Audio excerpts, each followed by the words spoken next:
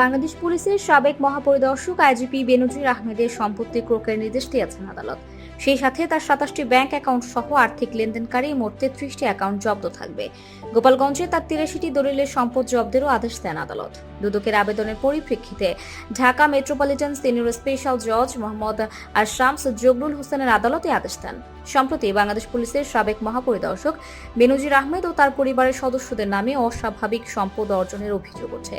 বাংলাদেশের কয়েকটি পত্রিকায় এ সম্পর্কে প্রতিবেদনও প্রকাশ করা হয়। তারই ধারাবাহিকতায় গত মাসে বেনজির আহমেদের সম্পদ অনুসন্ধানে কাজ শুরু করে দুদকের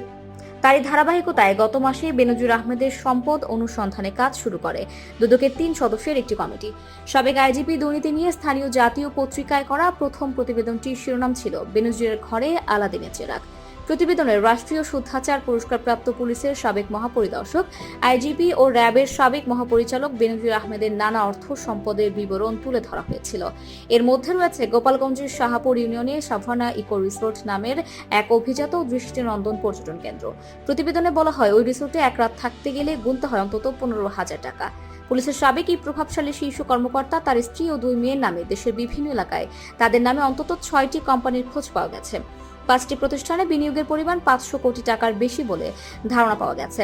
এছাড়া ঢাকার অভিজাত এলাকাগুলোতে রয়েছে বেনজির আহমেদের দামি ফ্ল্যাট, বাড়ি আর ঢাকার কাছে দামি এলাকায় বিঘার পর বিঘা জমি।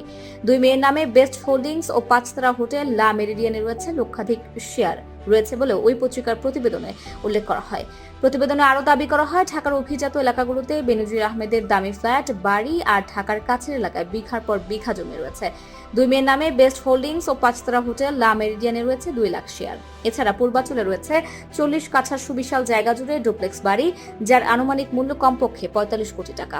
এই এলাকায় আছে 22 কোটি টাকা মূল্যের আরও 10 বিঘা জমি। অথচ 34 বছর 7 মাসের দীর্ঘ চাকরি জীবনে বেনজির আহমেদ বেতন ভাতা বাবদ মোটা 1,84,89,200 টাকার মতো হওয়ার কথা।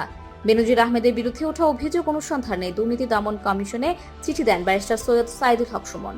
চিঠিতে বলা হয়, বাংলাদেশ পুলিশের সাবেক মহাপরিদর্শক বেনজির আহমেদ 34 বছর 7 মাস চাকরি করে গত 30 সেপ্টেম্বর 2022 সালে অবসরে যান। অবসর গ্রহণের পর দেখা যায় বেনজির আহমেদের স্ত্রী ও কন্যাদের নামে বিপুল পরিমাণ সম্পত্তি রয়েছে, যা তার আয়ের তুলনায় অসম। বেনজির আহমেদ তার পদের অপব্যবহার করে তার আয়ের তুলনায় প্রতিবেদনে উল্লেখিত সম্পত্তিগুলো অধিগ্রহণ করেছেন বলে বিশ্বাস করার যথেষ্ট কারণ রয়েছে বলেও চিঠিতে জানান ব্যারিস্টার সুমন। এমন পরিস্থিতিতে বাংলাদেশ পুলিশের সাবেক মহাপরিদর্শক বেনজির আহমেদ তার স্ত্রী, বড় মেয়ে ও ছোট মেয়ের বিরুদ্ধে বিপুল পরিমাণ অবৈধ সম্পদ সংগ্রহের জন্য তদন্ত করে প্রয়োজনীয় আইনি ব্যবস্থা গ্রহণের জন্য দুদককে অনুরোধ করেন তিনি। পরবর্তীতে বেনজির আহমেদ তার ফেসবুক পাতায় এসব অভিযোগ অস্বীকার করে একটি ভিডিও বার্তা প্রকাশ করেন। এদিকে 2021 সালে র্যাব ও তার 6 কর্মকর্তার উপর মানবাধিকার লঙ্ঘনের দায়ে নিষেধাজ্ঞা আরোপ করে যুক্তরাষ্ট্র, যার অন্যতম বাহিনীটির সাবেক মহাপরিচালক বেনজির আহমেদ। তখন মার্কিন বিবৃতিতে বলা হয়, গুরুতর মানবাধিকার লঙ্ঘনে জড়িত থাকার জন্য বেনজির আহমেদের উপর ভিসা বিধিনিষেধ আরোপ করার কথা ঘোষণা করেছে মার্কিন পররাষ্ট্র দফতর, যার ফলে তিনি মার্কিন যুক্তরাষ্ট্রে প্রবেশের অযোগ্য হবেন। আজকের চিত্র, নিউজ ডেস্ক।